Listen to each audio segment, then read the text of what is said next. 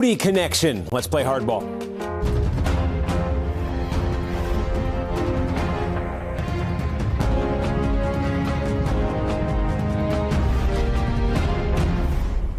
Good evening. I'm Steve Kornacki in for Chris Matthews. With the House drive toward impeachment kicking into high gear and hearings in the Judiciary Committee set to begin next week, new information is emerging about President Trump's personal attorney, Rudy Giuliani, even as the president himself is trying to distance himself from the man who is increasingly at the center of it all. The Washington Post and the New York Times both report that Giuliani was pursuing business deals in Ukraine with Ukrainian officials at the same time that he was trying to dig up dirt on President Trump's political rivals. This, according to documents and people familiar with the matter. According to the Post, Giuliani, quote, negotiated earlier this year to represent Ukraine's top prosecutor for at least $200,000 during the same months that Giuliani was working with the prosecutor to dig up dirt on Vice President Joe Biden.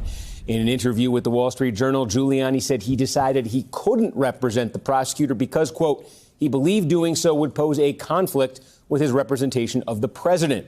The revelations come just days after the Wall Street Journal and Reuters reported that federal prosecutors are looking into Giuliani's business dealings and two of his now indicted business associates. Giuliani has denied any wrongdoing. On Tuesday, President Trump tried to put some daylight between himself and Giuliani in an interview with former Fox host Bill O'Reilly. What was Rudy Giuliani doing in Ukraine on your behalf? Well, you have to ask that to Rudy. But Rudy, I don't even know. I know he was going to go to Ukraine, and I think he canceled the trip. But, you know, Rudy has other clients other than me. I'm one. So you didn't direct him to go there on your behalf? No, but you have to understand, Rudy is a great corruption fighter. Giuliani's your personal lawyer. So you didn't direct him to go to Ukraine to do anything or put any heat on him? No, I didn't direct him, but he is a warrior. Rudy's a warrior. Rudy went. He possibly saw something, but you have to understand, Rudy has other people that he represents. No, Well, the president now tries to claim Giuliani was acting on his own. In that July 25th phone call with the Ukrainian president, President Trump explicitly stated this, quote, Rudy very much knows what's happening, and he is a very capable guy. If you could speak to him, that would be great. And last week, Ambassador Gordon Sondland repeatedly told lawmakers on the House Intelligence Committee that he worked with Giuliani at the direction of the president. Secretary Perry, Ambassador Volker, and I worked with Mr. Rudy Giuliani on Ukraine matters at the express direction of the President of the United States.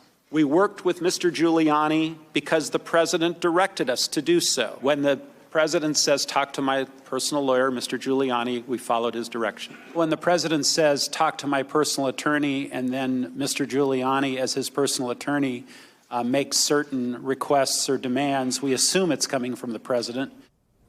For more, I'm joined by Shelby Holliday, business and politics reporter for the Wall Street Journal, Philip Bump, political reporter for the Washington Post, and Barrett Berger, former federal prosecutor.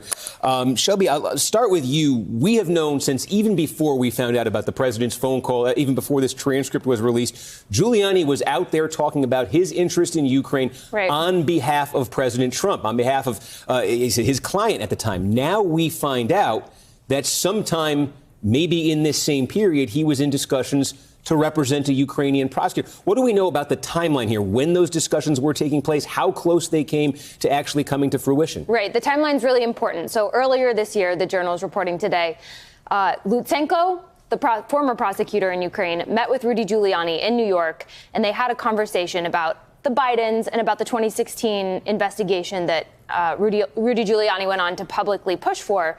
But Lutsenko had also floated the idea of paying Rudy to work for him. And so that's very interesting because Rudy Giuliani this whole time has said he didn't have clients in Ukraine. Everything he's done has been to help his client, President Trump. And now we're seeing through some of the reporting today that it was actually the Ukrainians who wanted help getting this information to the Justice Department, and they wanted Rudy Giuliani to do it for them. And that raises a lot of questions. We broke the story the other day of subpoenas mentioning Giuliani and Giuliani partners, and the language was interesting. It was any actual or potential payments or agreements with Giuliani or Giuliani partners, his consulting firm.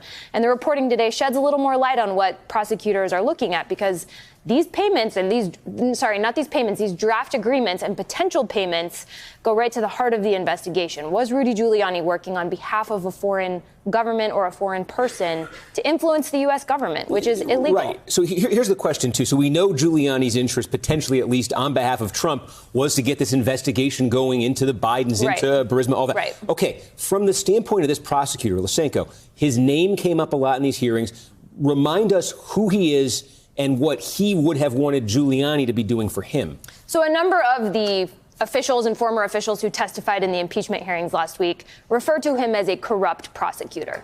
He was somebody previously in the Ukrainian administration. He no longer serves. He got replaced.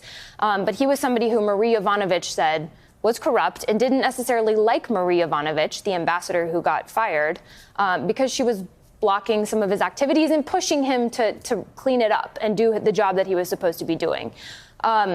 So it makes sense that he had been pushing for her ouster. That's another focus of impeachment and the Southern District's investigation is why was Rudy Giuliani pushing so hard to get Marie Yovanovitch out? So Lutsenko sort of starting this is potentially interesting. If he did go to Rudy and say, I want these things, I want to bring this information to the FBI, I also want to get Yovanovitch out. That's very bad if that happened. Well, so Barrett, pick up on that then, because that's a new way of looking, again, at something we've already known. We had the hearings, we had Yovanovitch telling her story, and I think there was a general understanding out there with the Yovanovitch situation that, hey, was Rudy trying to run this campaign to get her out of there because then that would have helped get dirt on Biden, would have helped get the Ukrainian government to start investigating Biden.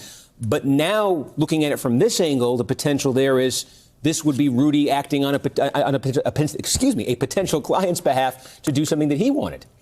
And Steve, the first thing that jumps to mind when you hear about all this is why we have conflicts of interest screening for government workers when they're doing and conducting foreign policy. That is why government workers have to undergo these extensive background checks so that we know if there are potential conflicts of interest, who's getting paid, what monies are coming in. And ultimately what this is a national security risk to have a conflict of interest like this when you are supposedly conducting foreign policy on behalf of the United States. Now, Giuliani could also find himself for these same actions in hot water with the Southern District of New York. Because if you're conducting business on behalf of a foreign government, you are required, and you're trying to lobby the United States, you're required to register as a foreign agent. If you don't register, you're in violation of the law. So even if you're not getting paid? Even if you're not getting paid, if you're actually doing the work, it's still the same. So I think this could be evidence that the Southern District is absolutely looking at, and it would not surprise me if this is a potential charge that they're considering. Well, Giuliani told the New York Times that the president was, quote, his only client back in May. Since then, Giuliani has insisted that his efforts in Ukraine were in support of his client, the president. I went there as a lawyer defending his client because I'm his lawyer and I know how to investigate. As his defense lawyer, it's my job to show if there's an alternative explanation that proves him innocent. I am defending my client the best way I know how. Everything I did was to defend my client. I am proud of what I did. And last weekend, Giuliani insisted that he had no business interests of his own in Ukraine. I have no financial interest in the Ukraine. I'm not going to financially profit from anything that I know of in the Ukraine. I have no business interest in Ukraine. Sure. It is untrue. It is false. So, Philip, look at this now from the angle of Trump and Giuliani. This is what Giuliani's been saying publicly. Now there's this new reporting, a new twist on this. Also, the president's comments with Bill O'Reilly versus what the president's been saying. What do you make of where that relationship stands right now? So President Trump has this established track record of as soon as someone becomes inconvenient, he doesn't know them very well. He didn't get quite that far with Bill O'Reilly yesterday, but he certainly was heading down that path of, well, I'm not really sure. He's got these other clients. I didn't really tell him what to do. We've seen him do this over and over and over again. In this case, though, it's so obviously not the case. As you pointed out, he very specifically said to the president of Ukraine, hey, work with Rudy Giuliani. He, in May, on this infamous meeting on May 23rd, told the so-called three amigos, including Gordon Sondland, who we saw earlier, you need to work with Rudy Giuliani. He kept pointing people toward Giuliani as someone to work with. And so it defies credulity that he would now all of a sudden not really be aware of what Giuliani was doing. I think the more fascinating aspect of this is there's this whole soup of people that Giuliani is interacting with on the side who aren't really related to President Trump. There's a couple of other attorneys. There are these two indicted associates of his, Fruman and Parnas. There is this reporter for The Hill, John Solomon. There's this oligarch named Dmitry Firtash. All of these people sort of interacting financially with one another, all of whom are aimed at the same direction, which is digging up this dirt, talking about what's going on in Ukraine, all of which sort of filters its way back to the president. And I think that one of the things we're learning here is just how intricate those ties outside of the administration actually were. There's sort of a chicken and the egg question here then, too. What started what here? Right. Was this Trump and Rudy interested in the idea that, hey, Ukraine had something to do with the 2016 campaign, has something on the Bidens, we want to get to that? Or was this Rudy starting to have a potential client relationship and then the interest in the Bidens in 2016 growing out of that? Which was leading which there? I've watched a lot of clips of Rudy Giuliani for videos that we've done at the Wall Street Journal, and he has a slightly different story every time. He's maintained that this effort started last November. In some cases, he said that Ukrainians dropped some information in his lap. In other cases, he said some Americans brought it to his attention. Things really started picking up in January and February, where he actually sat down and met with these Ukrainians to talk about the Biden investigation and the investigation into 2016. You heard him say, I was doing this to defend a client and come up with an alternative explanation that clears my client.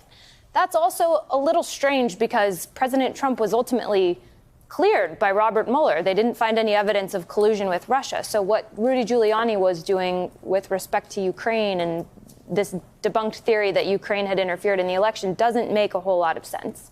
Well, in an interview on Fox last weekend, Giuliani, for his part, he said he has insurance should the president throw him under the bus. Have you talked to President Trump in the last week or two? Have you met with him? Are you still his counsel? I do not discuss my conversations with my client. You can assume that I talk to him early and often. Yeah. And have a very, very good relationship with him.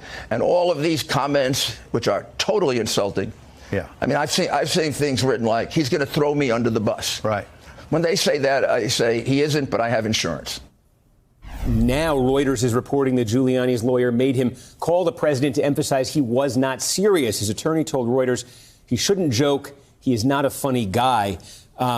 Barrett, what do you make of what Giuliani was saying there and this explanation now? Well, I think his lawyer is giving him some good advice by saying he should stay away from joking on a subject like this. I mean, when you say you have insurance against somebody that you're representing that is the target of this impeachment, it sounds like a threat, right? It sounds the president of the United States. Exactly. Right. If you come forward, I'm going to release all this dirt that I have on you, which is never a position that an attorney should be in, talking about their client. I mean, to the extent that he has information about his client, Donald Trump, that was presumably made in confidence and would be something that an attorney, or at least an ethical one, would not breach and certainly would not joke about. So I think he's getting good advice from his lawyer. I hope he follows that advice and probably steers away from making threats like these. And there is a bigger question here, not question, but I think sort of a bigger theme here with Giuliani, just in terms of he has made a lot of money through the years, going overseas, dealing with foreign governments, dealing with folks abroad. Picking up and going into Ukraine was sort of an extension in some ways of how he's been making money. Yeah, that's exactly right. I mean, Giuliani has seemed to be pretty opportunistic in terms of which clients he takes on. And I think that part of what we're seeing is that while he represented to the United States that he was working on behalf of President Trump, I think it certainly was the case that he had his eyes open for other opportunities, and that while he was making these presentations on cable news broadcasts, he was at the same time trying to work a side hustle, which I think was very on brand for Rudy Giuliani as well. And the question just is how much that A, gets him into trouble, and how much B, it bleeds over into what he was doing for the President of the United States. And I just want to add, as a journalist, I'm happy to have him keep talking. Get on the news, talk all you want, and let's learn more about what's going on. Yeah, we have certainly seen, not just on the news, Twitter. We've seen quite a few from Giuliani and others. It's been one of the interesting aspects of this era. Shelby Holliday, Philip Bump, Barrett Berger, thank you all for being with us. Hey there, I'm Chris Hayes from MSNBC. Thanks for watching MSNBC on YouTube. If you want to keep up to date with the videos we're putting out, you can click subscribe just below me, or click over on this list to see lots of other great videos.